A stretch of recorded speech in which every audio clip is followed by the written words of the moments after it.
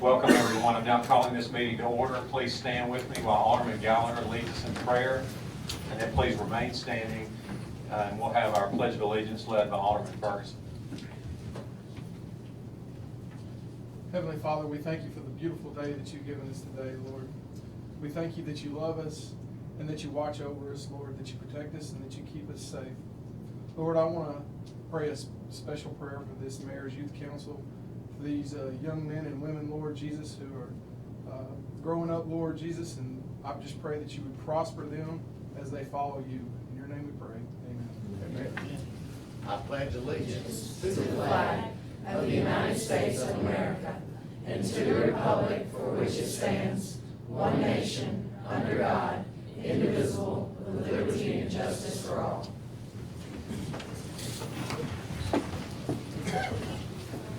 Okay, first on our agenda this evening is the approval of minutes for the April 19, 2016 meeting. Mr. Mayor, I move we approve the minutes of the regular meeting of April 19th, 2016 with any additions, deletions, or corrections. second.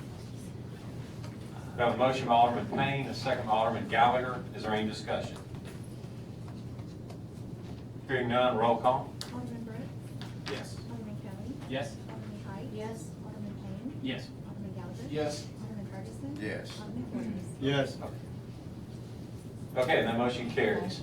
All right, next on our agenda, I want to recognize some very special people on our Mayor's Council. We have some of our members of the Mayor's Council that are graduating from high school. And in just a minute, I'm going to ask you to come forward. We have a presentation for you. Before that, I want to announce the names, and then I want to get in your business just a little bit. I know I'm not your parent, but I have a couple words I want to say to you. But let's recognize from Southaven High School. Please hold the applause to the end, and then let's give a large round of applause. But from Southaven High School, Landon Calvert, Eva Jeter, Jasmine Weinbarger, and from DeSoto Central High School, we have Jake Bergren, Allie Davis, Olivia Jennings, and Ryan Bathy. I hope I'm pronouncing that right. Forgive me if I'm not. But just quickly, before we do the presentation, I just want to thank you for your service on the Mayor's Youth Council and congratulate you on your graduation. And as you move forward, whether it be college or your professional, whatever, I want to tell you that in the next few years, you're going to realize that as a grown-up and in this life, people always try to put labels on you. They're going to tell you what you can do. They're going to rate you and tell you what your skill set is and what you can do and what you can't do. And as a middle-aged man, I'm going to tell you tonight, don't let people do that to you, okay? You can be, it's a cliche, but it's true. You can be whatever you want to be if you want it bad enough. And don't ever settle for anything and let anybody put labels on you. Be what you want to be. So if you will, meet me up front at this point.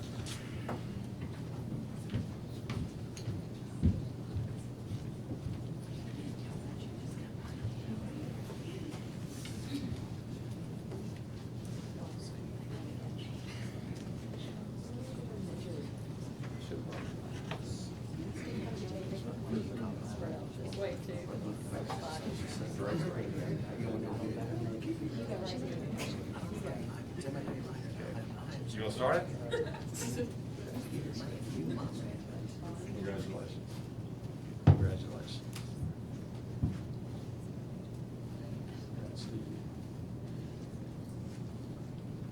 Congratulations. You're tall, man.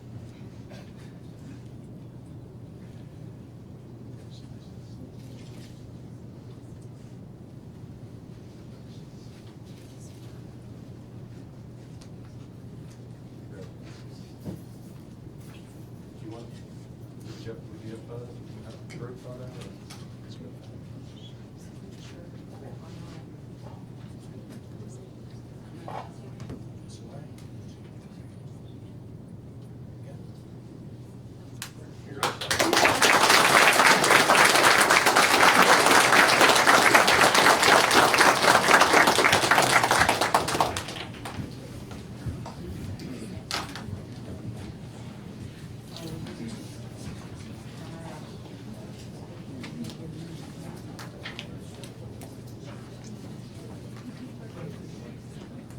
Okay, next on our agenda this evening is our Planning Commission appointments. We've had the recommendations to update our planning commission. The appointments are going to be as follows, and then we'll vote to make this official. Each of our aldermen nominated one person, and I nominated one person. So the list is as follows. My recommendation is John Camp. Our at-large, Alderman Brooks. Recommendation is Les Hooper. Ward 1, Alderman Kelly's recommendation is June Varnell. And Ward 2, Alderman Kite's recommendation is Cindy English. And Ward 3, Alderman Payne's recommendation is Anders Lee. And then Ward 4, Alderman Gallagher's recommendation is Tom Pegram. Ward 5, Alderman Ferguson's recommendation is Paul Wardlaw. And then Ward 6, Alderman Flores' recommendation is Bill Brewer. So now I will entertain a motion and a vote to approve these appointments. So moved. Second. Okay, we have a motion by Alderman Brooks, a second by Alderman Ferguson. Is there any discussion? Hearing none, roll call. Alderman Brooks. Yes. Alderman Kelly. Yes. Alderman Kite. Yes. Alderman Payne. Yes. Alderman Gallagher. Yes. Alderman Ferguson. Yes. Alderman Flores. Yes. Okay, and that motion carries. All right, next on our agenda is election commission appointments. At this time, we have 3. We still will have 2 more that will come back at a later date to appoint. But for Ward 1, the recommendation is Mike Hammond. For Ward 3, the recommendation is Lee Blair.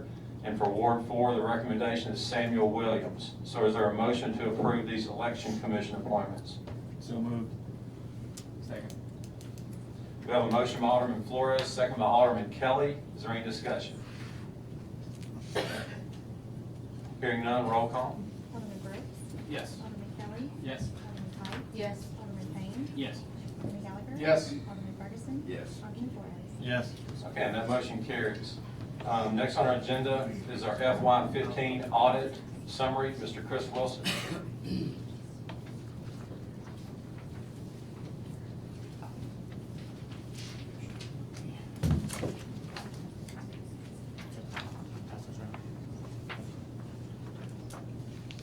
Okay, Mayor and Board, we have received our FY15 audit financial statements this year, and the bound copies are yet to be delivered.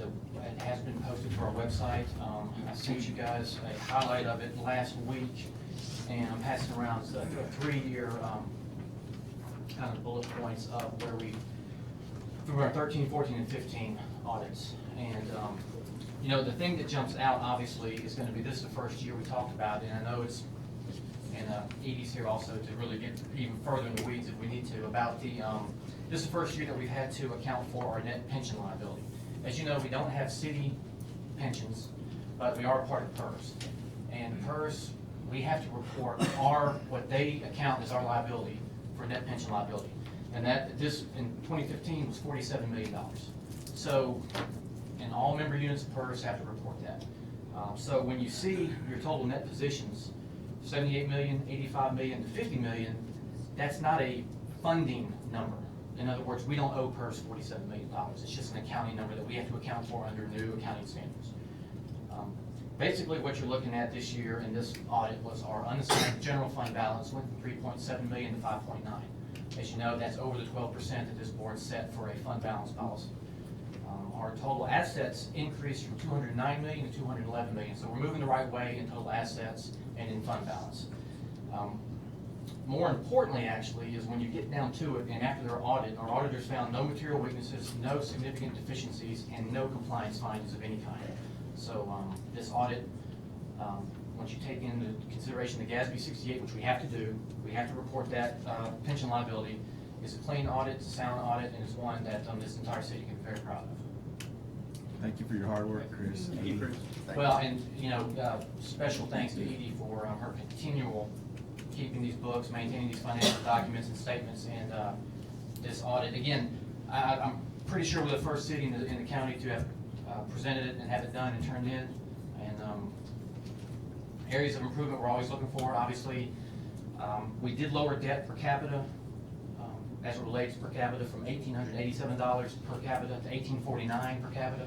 So other ways to try to lower debt is a highlight, and continue to maintain our strengths and our financial controls.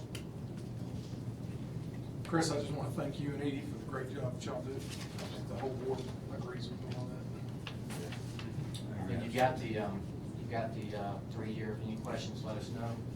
But we have to adopt this audit, and we'll city clerk will do the ad where it is presented for public comment, for public for public review. But like I said, we've already submitted it to Office of State Attorney. It's on our website. We have submitted it to all the financial markets and all the regulatory agencies that require it. Can we turn the capper in, right? The GFO, yes, we have submitted that. So we need to make a motion to adopt the budget. I'd like to make a motion to adopt the FY15 budget as presented. Second. I'm sorry, not budget, audit as presented. Okay, we have a motion by Alderman Payne, second by Alderman Flores. Is there any discussion? Hearing none, roll call. Alderman Flores, Yes. Alderman Ferguson, Yes. Alderman Gallagher, Yes. Alderman Payne, Yes. Alderman Height, Yes. Alderman Kelly, Yes. Alderman Brooks. Yes. And that motion carries. Thank you, Chris.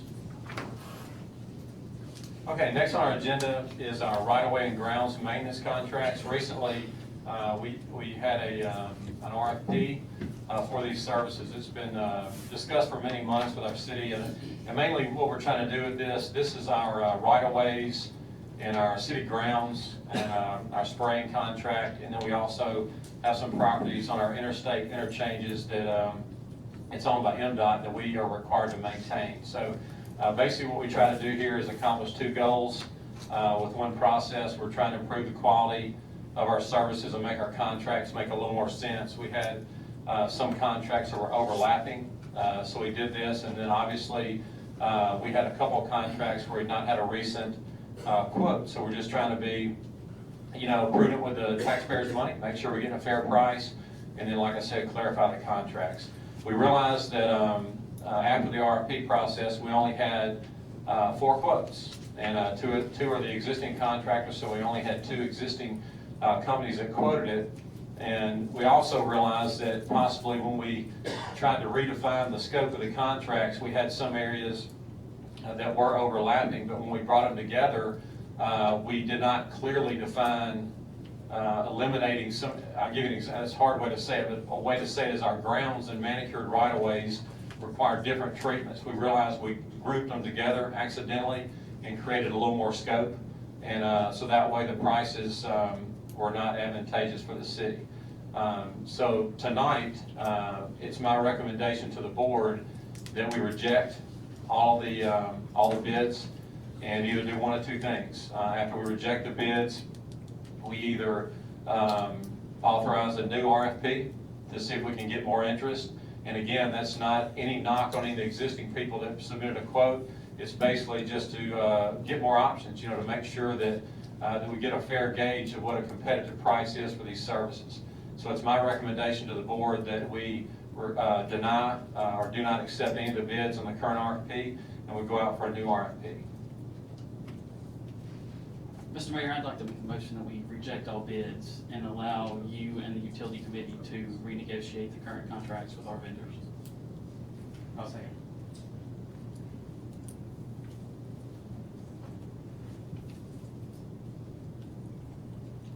Okay, we have a motion by Alderman Payne, second by Alderman Kelly. So before we vote on that, is there any discussion among the board about seeking a new RFP?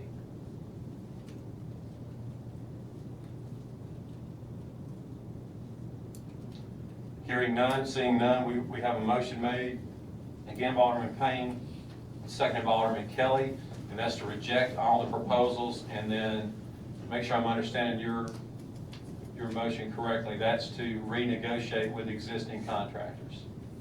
Correct. Okay, Renegotiate our current contract with the existing vendors. okay.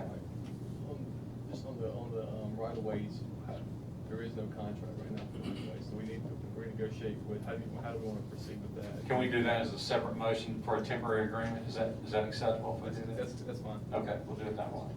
Okay. Okay, so we have the motion and the second. Is there any discussion about that motion? So who Right now, no, not, right now, we're using real neat to do the right of ways, but we'll enter into a contract to maintain that service. In the interim, until you figure out how you want to proceed with the rest of it, if that makes any sense. It would just be a temporary agreement until we get through the negotiation process. They're the ones that have been cutting it. It's just that they're the only contract that's expiring right now. We have the option to renew that. So we'll need another motion after this to, to extend their contract temporarily. Or, I mean, the other option would be to just go ahead and to negotiate with the current contractor to do that, but we need to be done pretty quickly in order to start cutting the right of ways. So you'd have two options on that. My recommendation, if you're gonna go that route, would be to give a temporary agreement on the current right-of-way contractor as well, just to give us time, because we are in grass cut season. So, that's what I think that would be best for the city. Y'all will support that. Well, at the cost that this is going right now, then what we're doing, we're gonna look at this a little closer scope. Maybe we're trying to do too much rather than the price being too much. So that'll be discussed in the committee meeting, and then a recommendation will come from the committee. Correct. Correct. And then basically, it's just doing that as an option of not going out and getting a new RFP, just going with the contracts that we currently have. But I'm understanding right now, I'll defer to our attorney, but I'm understanding that when you negotiate, we're negotiating scope and we're negotiating price as well.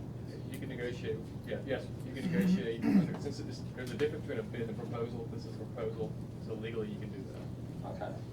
So you couldn't extend and then rebid? You can extend, Okay.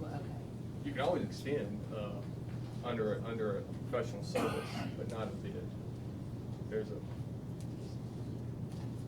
idiosyncrasy in the law, but there is a difference between a bid and proposal. So- But when you're doing this, if you allow a negotiation, then you're allowing me to bring that back to you, and then with an amended contract, then you can approve that for each one of them, correct, Nick? Correct, yes, sir. Yeah. All the extension is doing is buying us time till we get into the negotiation process where we can be cutting right now, and we're not delaying that process. Okay, is there any other discussion about that motion from Alderman Payne? Hearing none, roll call. Alderman Brooks? Yes. Alderman Kelly? Yes. Alderman Kite? No. Alderman Payne? Yes. Alderman Gallagher? Yes. Alderman Ferguson? Yes. Alderman Flores? Yes. Okay, and that motion will carry. Okay, and now we would need a motion to extend the current contract temporarily. Just, your motion would be to enter into a short-term contract with Real Need. What's the We can make it a short-term contract till July 31st with a 5-day termination clause for convenience. That way you could advise you 2 or 3 months, but it also allows for a 5-day termination. Second. Okay, we have a motion by Alderman Brooks, second by Alderman Gallagher. Is there any discussion? Are they gonna do that? Well, I mean, that's something we wouldn't know till we get into negotiation, but I'm gonna make it very clear, I wanna keep the options open because, I feel like it's our duty to make sure that, not just these services, but any services that we have, that we get a fair price and that we know it's about, and again, but we just wanna be able to gauge that it is a competitive price, so the more options that you leave open, will help make that happen. And then, and I'm not aware at this time that there would be a discontinuation in services. So as long as we do the contract extension, we could allow them to work until we make a decision on that. Is that correct, Nick? Yes.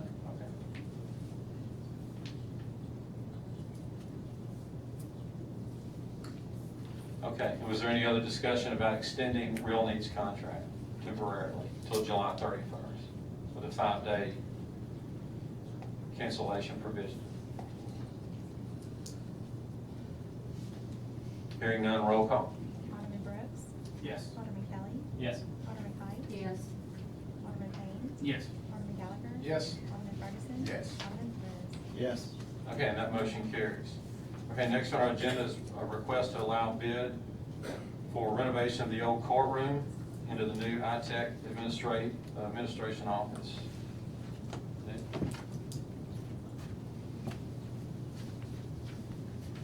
Basically, exactly what the mayor said, it's just authorizing to go to bid. It was included in the budget for this FYI.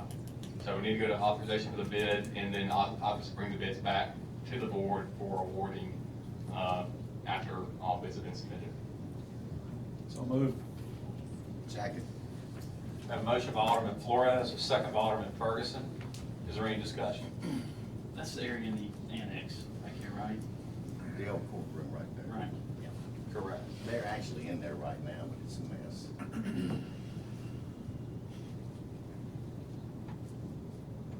Is there any other discussion? Hearing none, roll call. Alderman Flores, Yes. Alderman Ferguson. Yes. Alderman Gallagher. Yes. Alderman Payne. Yes. Alderman Height. Yes. Alderman Kelly. Yes. Alderman Brooks. Yes. Okay, that motion carries. All right, next on the agenda is surplus property for the Information Technology and Emergency Communications Department. Just the surplus of the property is attached to Exhibit A in accordance with 172525 Mississippi Code. Mr. Mayor, I move we adopt a resolution of the Mayor and Board of Aldermen, City of Southaven declaring surplus property in the IT department as presented on this date. Second. We have a motion by Alderman Brooks, a second by Alderman Kite. Is there any discussion? Throwing out the old, bringing in the new. Because Something like that. yeah. he surplus a lot of equipment here lately. Yeah. I mean, I understand it. IT stuff goes quickly. Okay, is there any other discussion? Hearing none, all in favor say aye. Aye. All opposed say no. Ayes have it, motion carries. Next on our agenda is an agreement with Marco's Pizza for our parks department. This sponsorship agreement with Marco's Pizza, it allows for the Parks Department to purchase the pizza from Marco's. I guess that's the pizza place right there on Getwell Road. And it's part of the events for all the baseball tournaments and softball tournaments this summer. And it allows also for for Marco's to advertise at certain locations as designated by the Parks Department. Under 3171E, it's a commodity purchase for resale, so it's not required to go to bid. And so the Parks Department has worked out a deal with Marcos for allowing this, and Marcos has agreed to the contractual terms and presented tonight for approval. I don't know if Wes is here for any questions, but I can answer the questions if you have any. Basically, I mean, I'm updated on it, I'll update the board. Basically, this contract exceeded the both price and all the requirements of the other contract that we've had. And it's local, it's very, very close to Snowden Park, and we just felt like it was gonna be best for the city, you know, as far as price and service. That's basically it. Good pizza. Anybody eat that? Yeah, it's good. I'll make that motion. Second. Better sandwiches. Really? We have a motion by Alderman Flores, second by Alderman Payne. Is there any other discussion? Now, you said the tournaments, will they also be there for the rec ball? Is that correct, Mayor? Are they there all the time? Yeah, anything that where pizza was served, it'll all be the same. There's no interruption in service and no change in service, just a different So period. they're gonna be another pizza vendor Exactly. And they're donating 500 pizzas as well. for the Dizzy Dean Opening public World challenge. Services. I need to check the con, yeah. All right. Is there any other discussion? Hearing none, roll call. Alderman Brooks. Yes. Alderman Kelly. Yes. Alderman Height. Yes. Alderman Payne. Yes. Alderman Gallagher. Yes. Alderman Ferguson. Yes. Alderman Flores. Yes. Okay, and that motion carries. Thank you, Nick.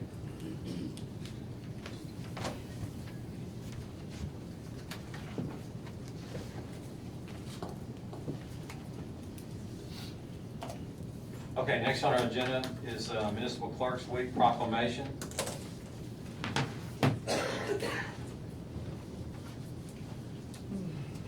Please hang with me as I read.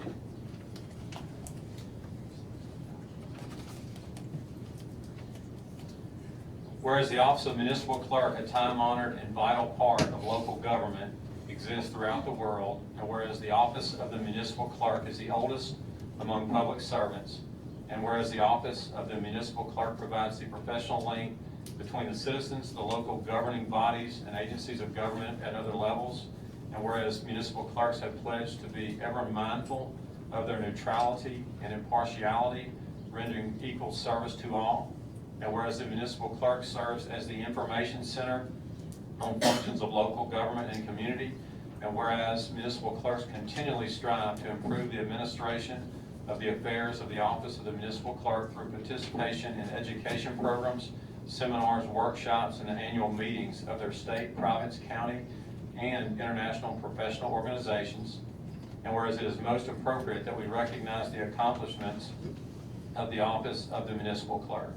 Now therefore I, Darren Musselwhite, by the authority vested in me as mayor of the city of Southaven, Mississippi, hereby proclaim May 1st through May 7th, 2016 as Municipal Clerks Week, and further extend appreciation to our own municipal clerk, Andrea Mullen, and to all municipal clerks for the vital services they perform and their exemplary dedication to the communities they represent.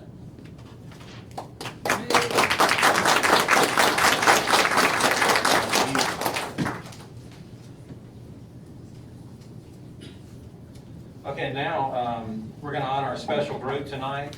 I want to share with you that the North Point Christian School Lady Trojans basketball team recently won the state basketball championship. And I'm going to, in just a minute, I'll ask you to come forward and I'll read the proclamation if we have any team members and coaches here present. But I just want to say a special congratulations, and I know a lot of people realize that, but to win a state championship in any sport at the high school level not only requires that you have a great team, it requires great coaches, and as any great coach will tell you, you also have to have some breaks along the way. It's a special thing. It's something that's very difficult to achieve, and it's also something that when you win this, this is not going away. Regardless of where life takes you, you'll always look back on this year and realize that, hey, back in 2016, we were good. We won the 2016 state championship. So I want to congratulate you, and I'm going to read the proclamation, and then if you will, afterwards, if you will join me up front for a picture.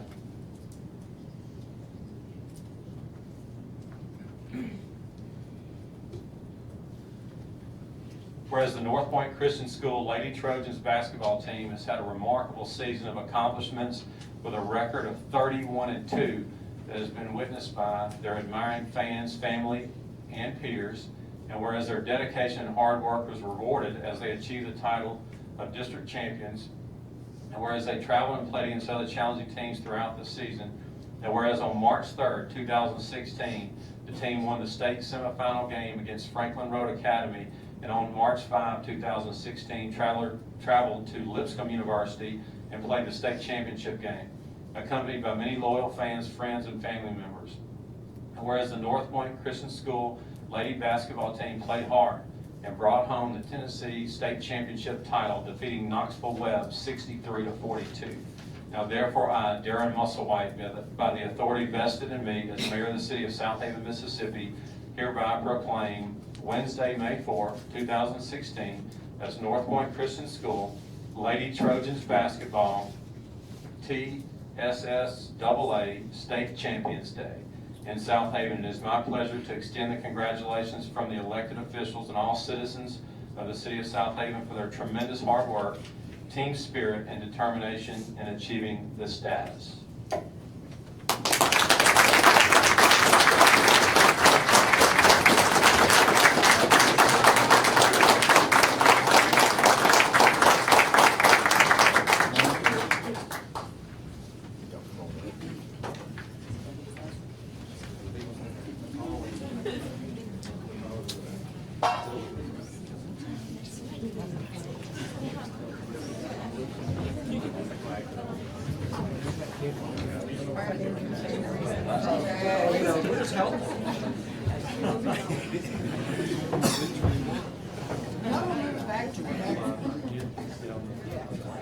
Sorry, when I was you're picking up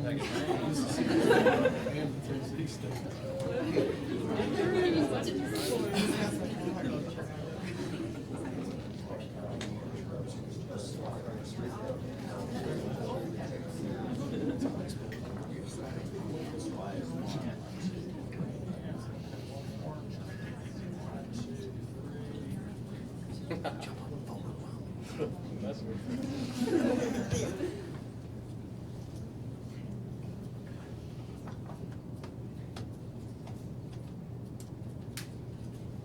Congratulations. Thank you.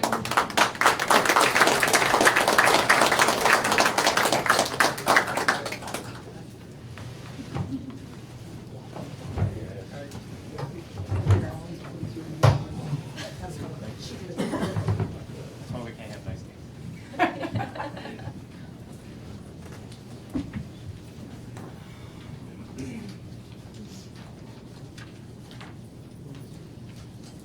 Okay, next on our agenda this evening is resolution granting authority to claim private property. Mr. Mayor, I move we adopt the resolution granting authority to clean private property as presented on this date. Second. We have a motion by Alderman Brooks, second by Alderman Kite. Is there any discussion?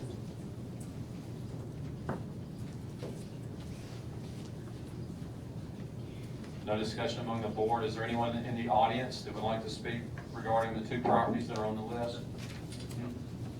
It's 8206 Cedar Road. We'll do this separate. We'll do three. Right, first one's the normal one. First one's the normal one, it's next to the one here. Okay, okay. Okay, so on the normal resolution, are you here to discuss? Yeah, this is my dad's property, Is this for which property?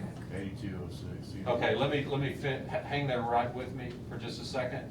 On the first motion is the normal list. We had a motion. Is there any other discussion about that list?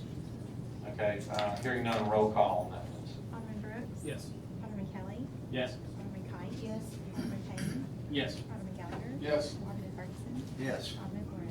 Yes. Okay, and that motion carries. Now we need a motion on each one of them specifically, Nick. Yes, so we'll just do Okay. the first one. Okay, the first one's 8206 Cedar Brook Drive. Is there a motion to discuss that?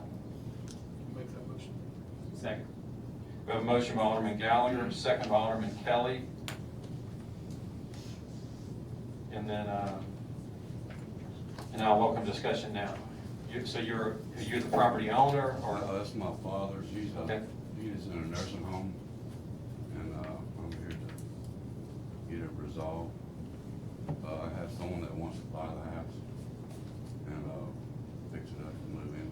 Okay, And all last year, I've been paying somebody to keep the grass and stuff, but no, I'm gonna have to do it on that. okay. I think the problem with the property is because of the windows and stuff being boarded up. And when the house burned in August of 14, and we had to board the windows up because everything in the house was being stolen out of it. Okay, sorry to hear that. And we've had to padlock and chain the gate to try and keep people off of the property. And we're having some on one side that are throwing their trash in the yard, but we live an hour away.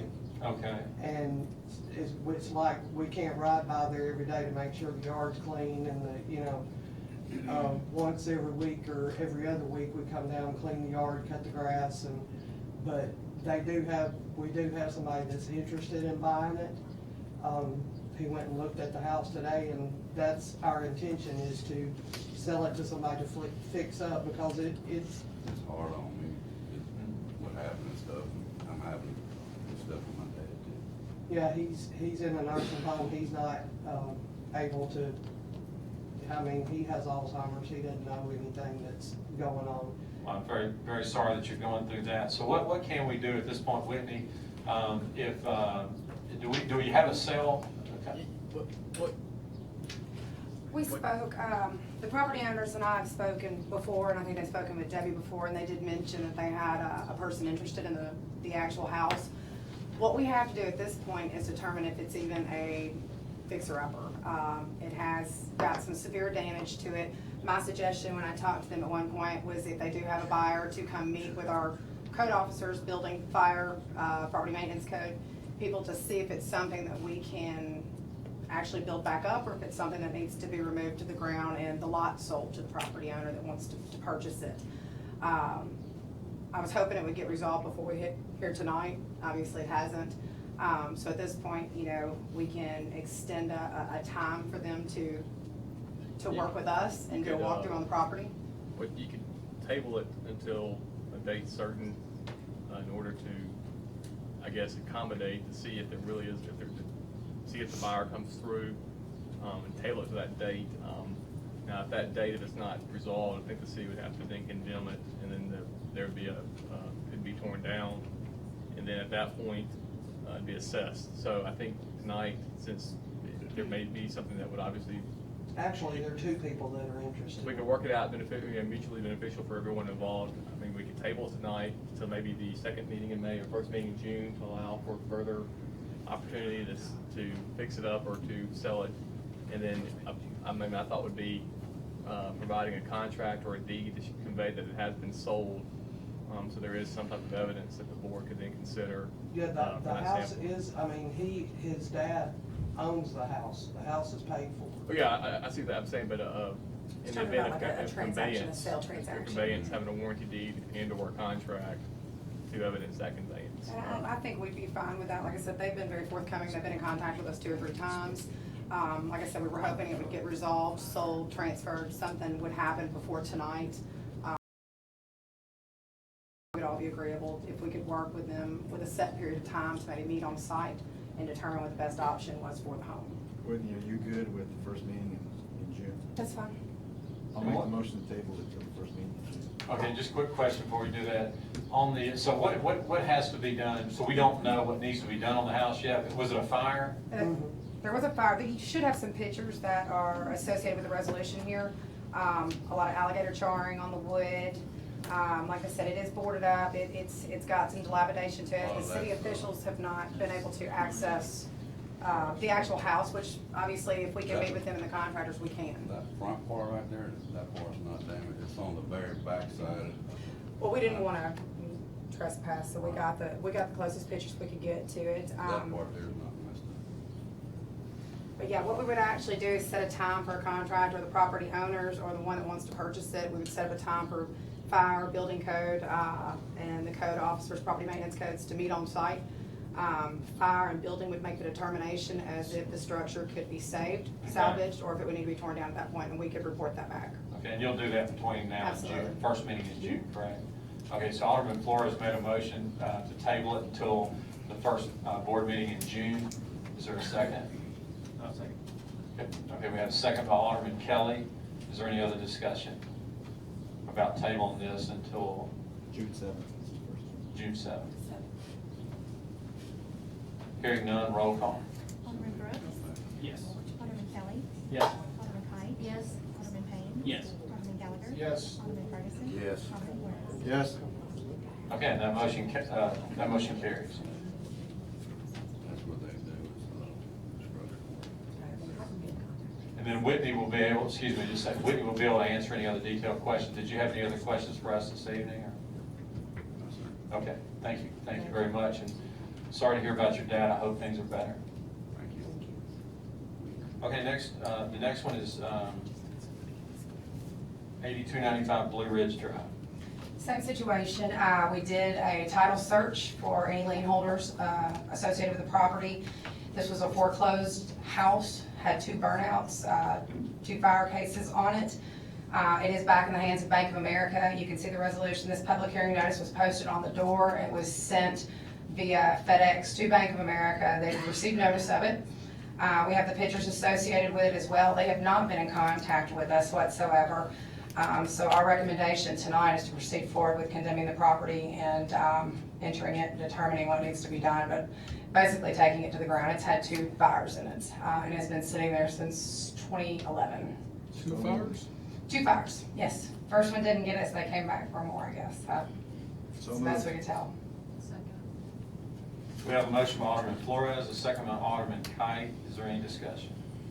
What subdivision is this in? This one's gonna be at Rutland Point.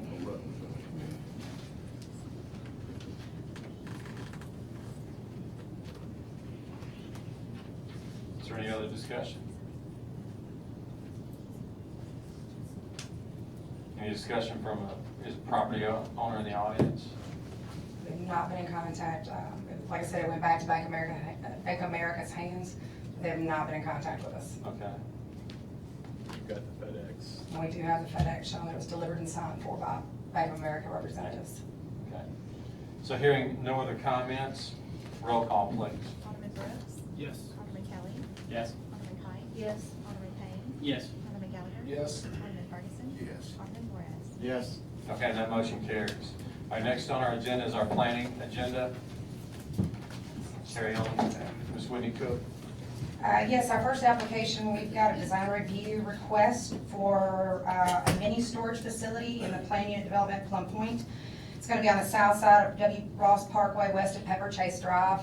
Prior to this application, we did present a conditional use permit to allow this mini storage facility to be located in this light industrial/commercial zone.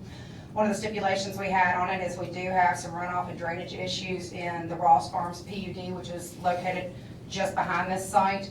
They have provided a large detention area, and we've asked them to run the pre and post calculations for the water runoff to make sure it, if anything, it improves it, but it certainly doesn't make it worse. We do have that in our hands. It is an improvement. This design review is just basically going over the landscape and the materials used.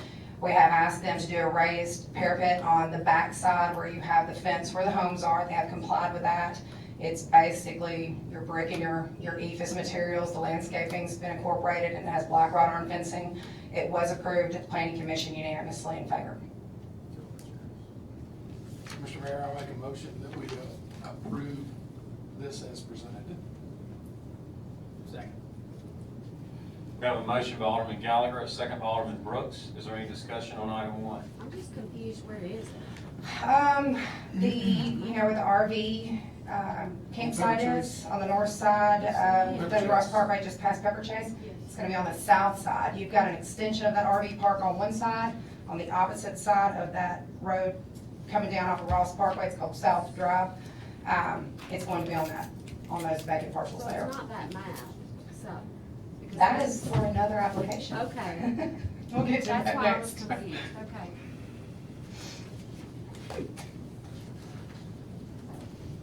Okay, is there any other discussion on item one?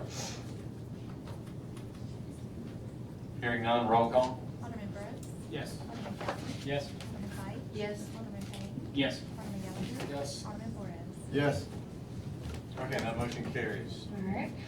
Our second request is for a permanent drainage easement. And this drainage easement is going to be on the north side of Mississippi Valley Drive, just west of Highway 51 on the Payne property. Specifically, there's a dance academy on there. There's a large ditch line between Colonial Hills, Southaven subdivision section C and this commercial property. It's been maintained for some time by the property owners. There was some confusion as to if it was a private or public drainage easement, so we did have our engineering consultants go out and look at the property to determine if there was public drainage going into this creek or was it solely the private use of that property owner. We did in fact find that there's quite a bit of public drainage going into this ditch area. It takes quite a bit of maintenance. So what we're requesting now is to place an easement on this ditch on this piece of property and designate it as a public drainage easement so the city can go in and maintain it correctly and make sure that we keep it up to par where it's draining appropriately for all the neighboring properties. I'll make that motion. I'll second it. We had the same situation, the subdivision behind Dale's, but I believe that that's Tennessee. I think that was our. Yeah, I know the big ditch line there. We can always go back and take a look at it. If there is some public drainage on our side, obviously, we don't want to leave that on the property owners. A lot of times, they don't have capabilities, but we can always have them go take a look at it. That'd be great, Okay. because they're elder and, Sure. thank you. Okay, we have a motion on item two by Alderman Kite, second by Alderman Flores. I do have a question myself, and Mr. Cordell may ask for his help, but we have a very detailed drainage list, so obviously the first step is to get an easement before you can do any work there. Correct. I don't know exactly where this stacks up on our, I understand there was some pretty extensive, Dan, would you speak? I think there's some pretty extensive improvements. Wasn't there a request to either put that water underground? Is it a riprap ditch right now? It's a major channel, yes, sir, and it's riprap right now. Whenever it was improved, it was riprap stabilized, and at one time, I think the city was maintaining it, keeping it sprayed. but it's on private property, and it's piped to that point, and then about 200 feet down, it's piped again through a subdivision. So probably 4 or 5 years ago, there was discussions of piping that, and I think the local residents actually put piping in to get to that point based off of a previous design that got lost somewhere in the shuffle and never made it to the budget area. So in researching it, we cleaned it up by getting this easement. So ultimately, yes, we will want to pipe it at some point when budget allows.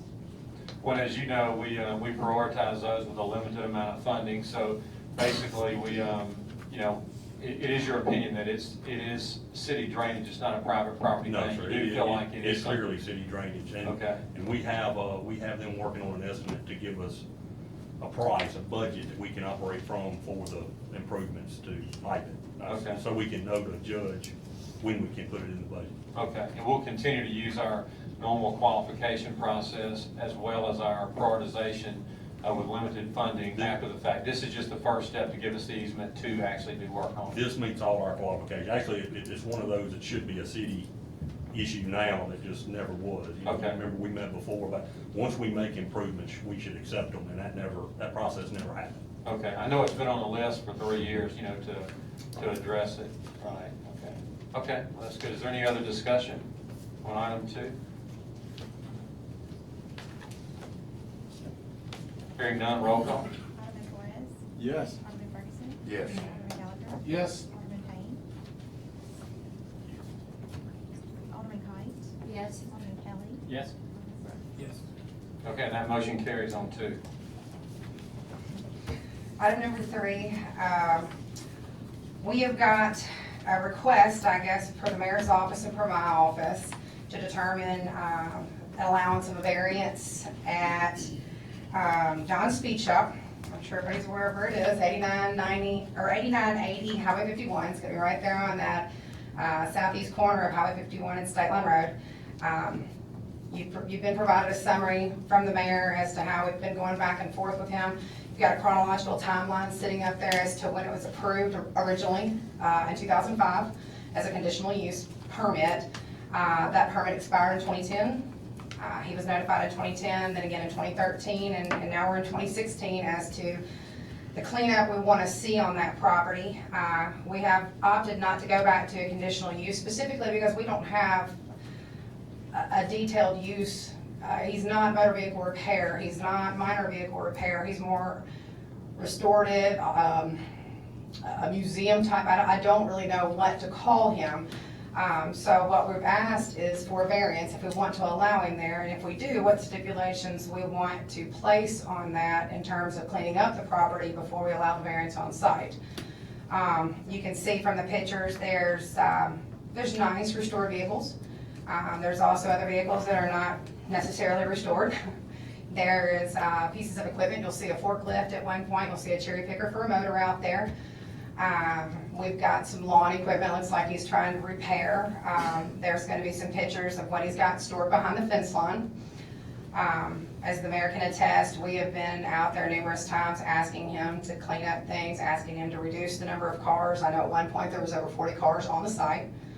The city has placed a lot of landscaping down there, a beautiful intersection of landscaping irrigated, so it's kind of negating that. From my standpoint, I know the mayor's biggest problem at this point is the rusted vehicles and the rusted machinery and equipment on site. And from my standpoint, in addition to that, I think we need to look at the overall site itself, the aesthetics, the curb appeal when you go by.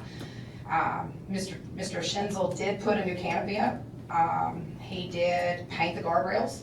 He has lessened the number of vehicles. I think at the last time we were out there were somewhere around 25, which was 15 cars shy of what he had to begin with. One thing that I've mentioned to Mr. Schinzel numerous times was about repairing the parking lot and possibly putting a sealant on it, putting a black sealant on it. He has mentioned painting the building, which I think would help tremendously. I know it's been mentioned that we would like to see some landscape on his hardscape design he's got out there, and obviously get more of the vehicles off of the site. And I guess what we're asking for tonight, as we all know, it's been a problem, we've all complained about it. But if we're going to allow the variance, I think we need to put the stipulations on there, and I think we need to give him a hard date to meet. And at that point, if it can't be met, then we need to revoke the certificate of occupancy, the UNO, the business license, whatever's necessary to show him that you can't run the business here any longer.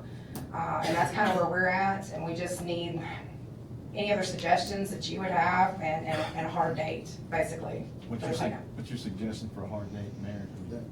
What's a timeline, a good timeline? 60 days? I mean, it is completely up to you. We've been working a long time with him, and he I don't- knows it's coming, and he basically knows what we want. I mean, it's just whatever you feel comfortable with. I don't mind granting a variance for this so long as it does have a timeline, because I know that we have been, I've got letters after letters from y'all that's been sent there to clean this lot up, to make it look like something more presentable. Right. I would just like to have a firm date that this variance is gonna be met. And that's what I need from you. I need a board action with a date on it so that we can enforce that. But on top of that, we need those stipulations that you want me to enforce before we determine if he stays open or not. But if we grant him a variance, can you give me a timeline that sounds reasonable? She's looking for us. Yes, Or sir. do you want us to do that? I can help if you want. Let me comment, just make a few comments. Just quickly, I mean, Whitney said it right. I mean, for a long time, we've discussed this, and in all fairness, Don has made some efforts to help us, and this ties into a bigger picture. You know, it's very important that we want to revitalize the original part of our city, and it's not fair, you know, if we're asking other businesses to do that, and then we have this on one of the most high profile corners in our city. And I think it has character. I really do. I mean, I don't, you know, is it the ideal thing on that corner? No, but I do think it has character, and I will give Don credit for making some strides that way. It's just not enough. Not enough has been done. The last meeting we had there was on March 23rd, and I explained to him then that this would be on the agenda for the first weekend in May, that I would not be back out there. The last thing I want to do is be on site, you know, trying to coach him and show him what needs to change, and we've done enough of that. It's just time for the board to take action. But back to your question, I think at this point what needs to happen, my recommendation to the board would be if Whitney would list some specific things about the structure and the property that need to be changed. I also think there should be, my biggest concern is that, and this is not just me, it's the complaints that I hear from other citizens, and I've talked about this openly with Don, is that it has the appearance of a junkyard. I mean, it does. And I mean, these cars are classic cars. A lot of these cars are worth large amounts of money. It's just that before they're restored, it looks like a salvage yard, you know, and it just, you know, I guess beauty's in the eye of the beholder, but I don't see it. And I just think that, you know, we need to dress up. You know, the ideal solution would be to put the cars that are not restored in a building. But the problem for Don is he doesn't have the space there to do that. Correct. So my suggestion is, in addition to what Whitney's gonna say, is to get rid of the clutter and the rusted parts. He has made steps on doing the painting, but as far as the rusted parts, we still have that out there. There's trailers with scrap metal that's out there. There's auto parts just laying around the yard. And again, it looks like a junkyard. So one more quick thing and I'll be done, Joel. And then, so my suggestion is this. I would ask the board tonight to consider allowing this for Don's Speed Shop, but I would like it to be specific on what we're going to require that he do, and also name that timeline. I think that timeline is 60 days. Alderman Gallagher? I was just gonna say, don't we have ordinances on parking spaces that have to be available? Yes. And does this meet that? No. This is an anomaly. It doesn't fit in anything zoning wise that we have at this point. You know, you go by square footage for parking ratios. You don't really have any parking spots. You don't have lines to delineate where the parking spots are. We've gone out there on numerous occasions with the fire department because we don't have fire access to it. You know, it could go in deeper into a whole big code issue on the inside, and that's not what we're trying to do to him. And I think that I agree with the mayor in that, you know, he's almost become a little iconic on that corner, not, you know, some ways good, some ways bad. He doesn't do it for customers. He doesn't make money off of it. It's just his hobby. So does he fit anything we've got? No. That's why we're asking for a variance, because he's not going to fit the bulk regulations of any zoning use I have for a C4 or a C3 zone. He's just not. So when we grant the variance, we're going to have to acknowledge the fact that the bulk regs aren't going to be met in that sense. And we're gonna allow him to do it based on the fact that he's not doing it for customers, he's not turning it into an in and out business like that. And then he will do the improvements to the site if he's going to remain on that corner. Anybody have an idea of what time frame we're looking at? It says 60 days. He recommended 60. I'm sorry, that's okay. I think 90 days would be very lenient. I would say 60 to 90, but I think as you've seen by the notes on this has been going on for a long time. It's time to resolve the issue. And do you have, so someone could make a motion for us to actually vote on? Do you have a list of the things that you would recommend that would be done? And then also the number of cars that we're gonna allow. Obviously, if you do not have any other parking spaces there and you have multiple cars backed up and lined up, I know he has made efforts, I'll give him credit. He has taken it down, probably 15 cars since the first of the year, maybe more. But as you can see by the pictures, it still has that, it still has a cluttered look. It does not, what is that optimal number? At one time, there was a mention of having one row of cars only, and how many would that be, Whitney? Do we know what that number would be? He could probably fit 12 across the front right there at some point in time. Like I said, there's 40 at one point. He's begging for around 25. And I didn't necessarily have a problem with 25 until I actually went out and took those photos that you're seeing right now. And had I needed to get on that site for any type of emergency situation, or if maybe I just wanted to go look at it, both access points were blocked. I mean, so allowing 25, it honestly makes me nervous because those 25 can be sitting in place, and if anybody else comes up in there, fire, ambulance, police, nobody else can get back on that site. So I do think we need to probably lessen it.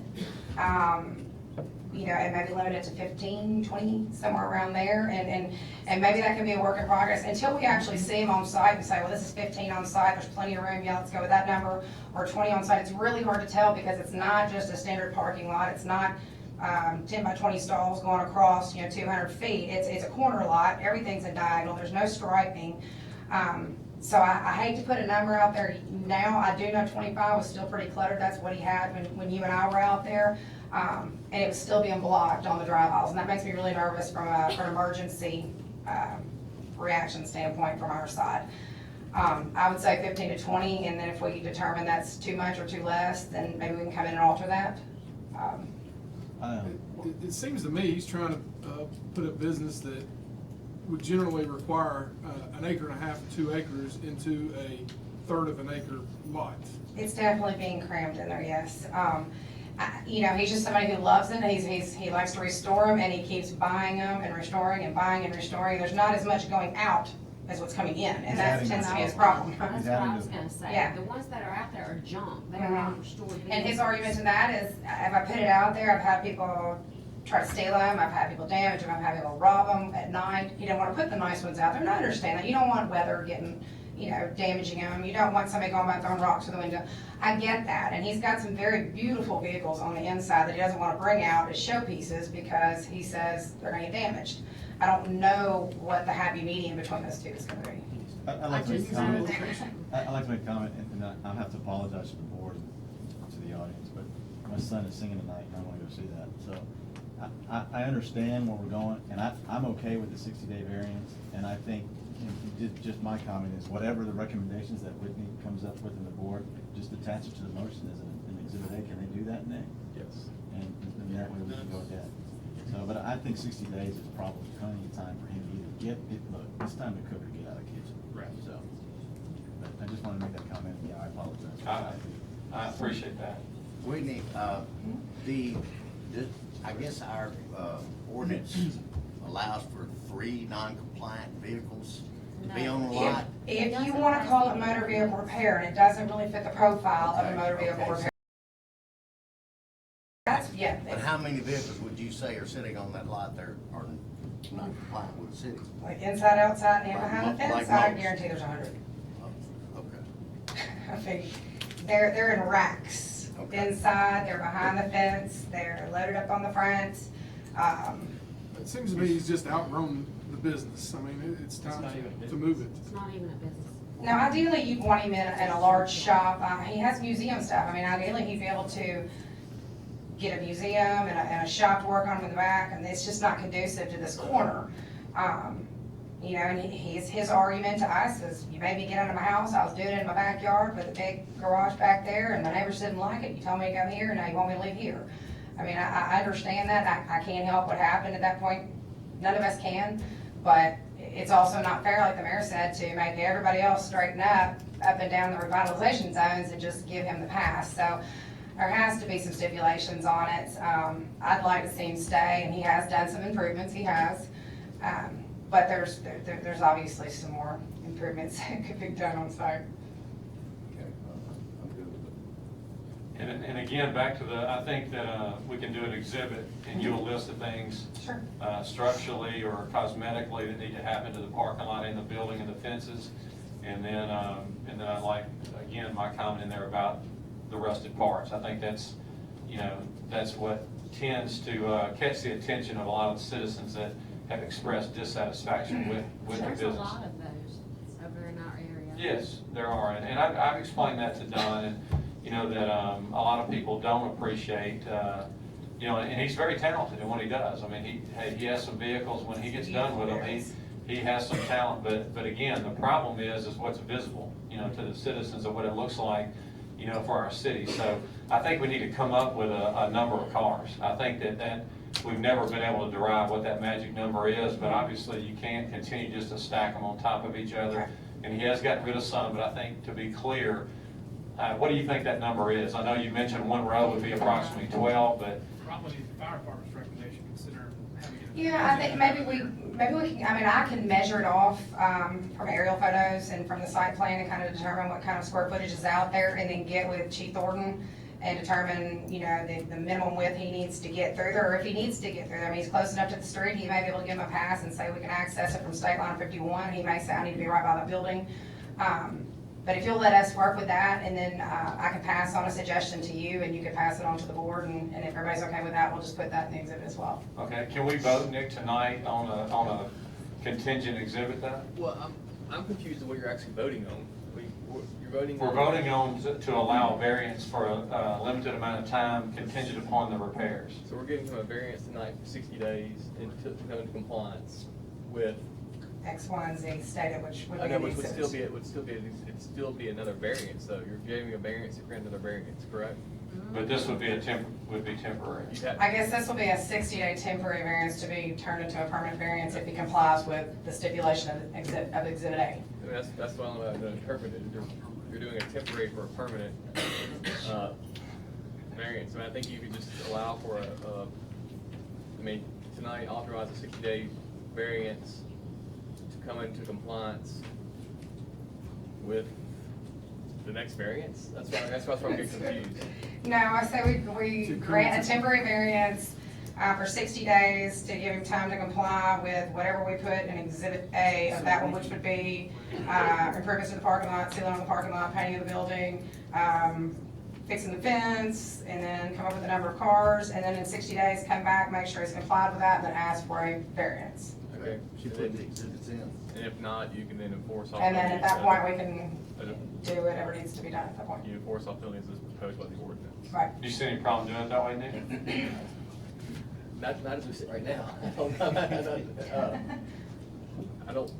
Basically, I think what the board is, I think we and correct me if I'm wrong, I don't want to speak for you, but I think what the board is trying to say that they are willing to cooperate and work with him. However, there needs to be a direct timeline that this needs to change. This just the months going by indefinitely is not acceptable. Why don't we do this and do a 60-day, have 60 days to have an opportunity to work with the city to come to a resolution. And if no resolution is reached within 60 days, then the board can either, reevaluate and or issue penalties pursuant to the ordinance. So Okay. you would give 60 days to come into compliance or amicable solution with the city. And then if that doesn't happen, you would then either issue penalties and or revocations of occupancy, or enter into a new variance that will allow for those things. Okay, so basically, we're voting tonight to allow 60 days to come into compliance. Or an amicable solution with the city. Okay, does the board, do y'all feel comfortable with that? I'll make that motion. Second. Okay, we have a motion by Alderman Ferguson, and a second by Alderman Kite. Alderman Brooks, did you want to comment? Okay, was there any other discussion about that tonight?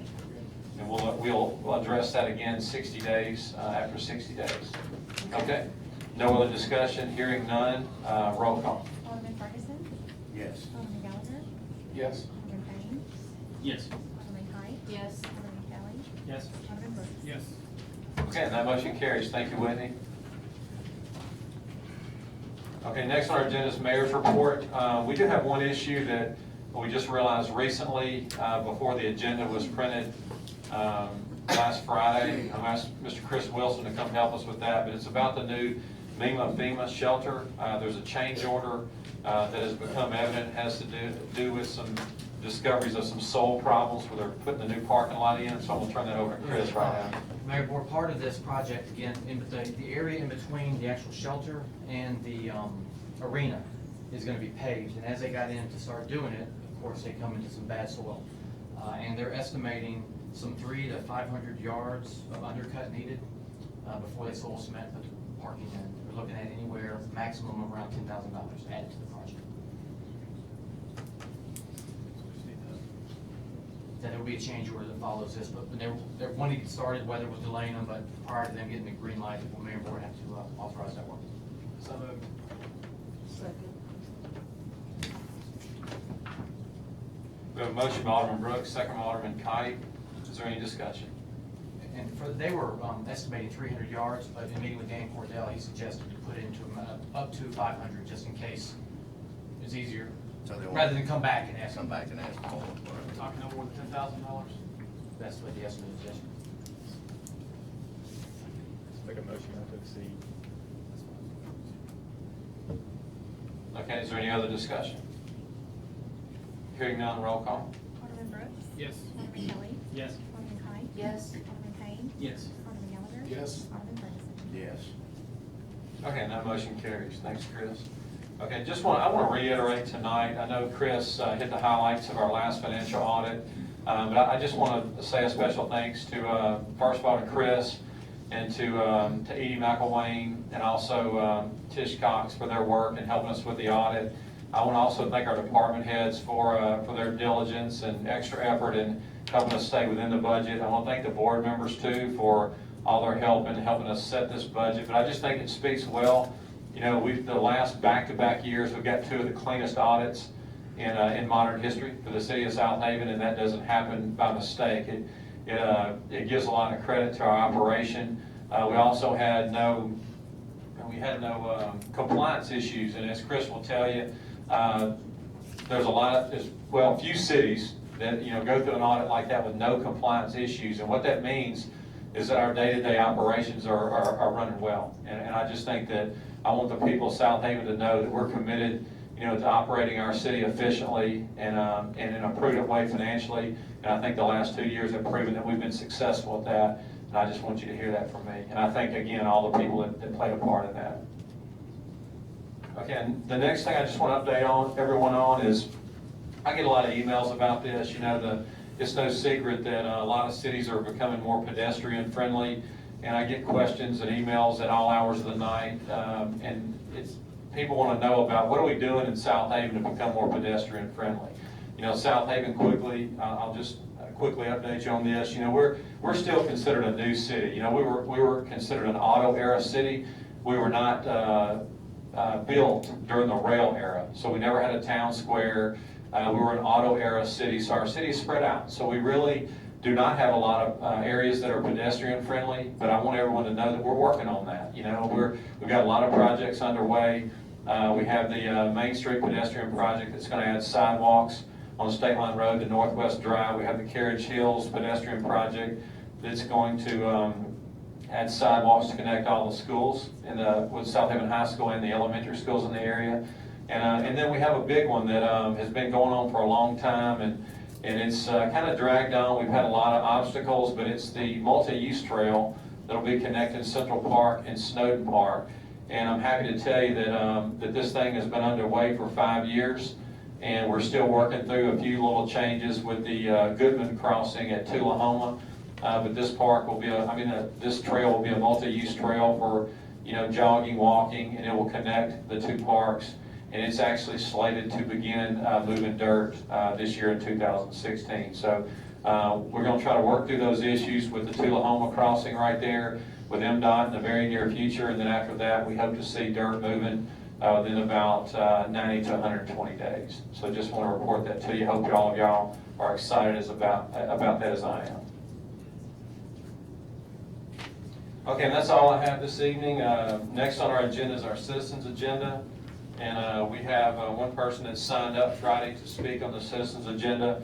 And it is our Mayor's Youth Council update by Gabby Hunter. Would you please come forward now?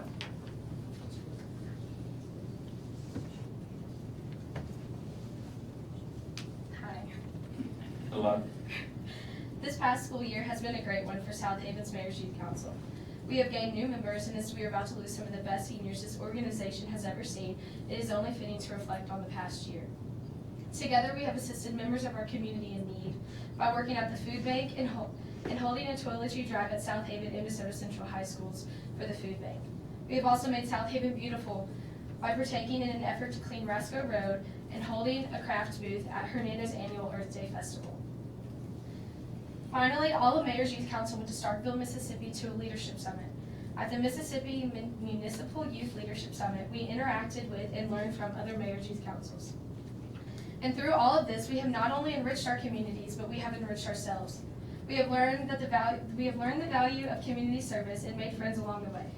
I cannot express how much I will miss Jake's snarky comments or Eva's smile next year. So as a member of Mayor's Youth Council for the past 3 years, I would like to thank you on behalf of our council for keeping this organization and affording us the opportunities that we are all grateful for. Finally, I would also like to thank our sponsors, Coach Shands and Mr. Gardner's, and without them, we would not have this opportunity. Thank you.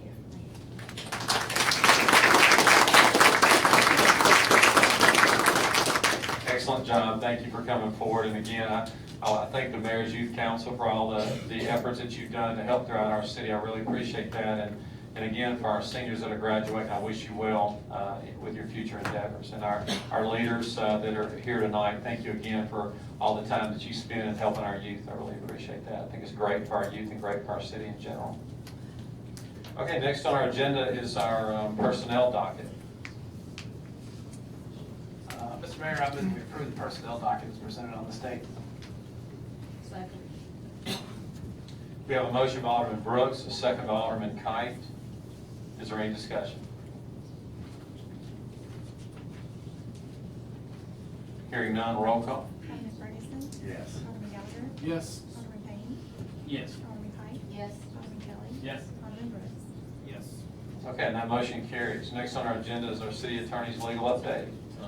Nothing this evening. So next on our agenda is our claims docket.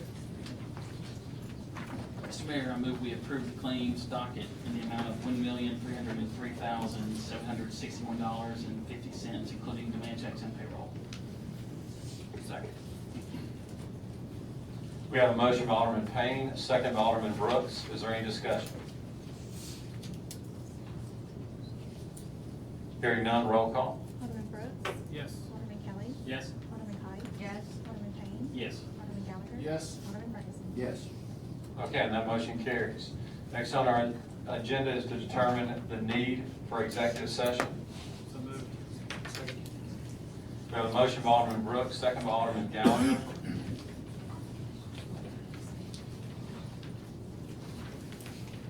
All in favor say aye. Aye. All opposed say no.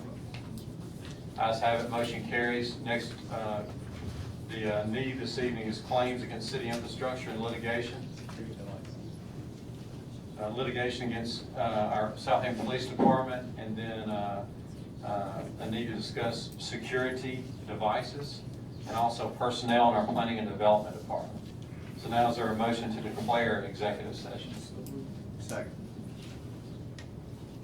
We have a motion by Alderman Gallagher, second by Alderman Ferguson. All in favor say aye. Aye. All opposed say no.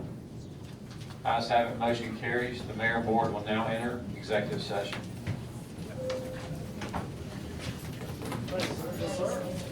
Congratulations, really. That makes us proud.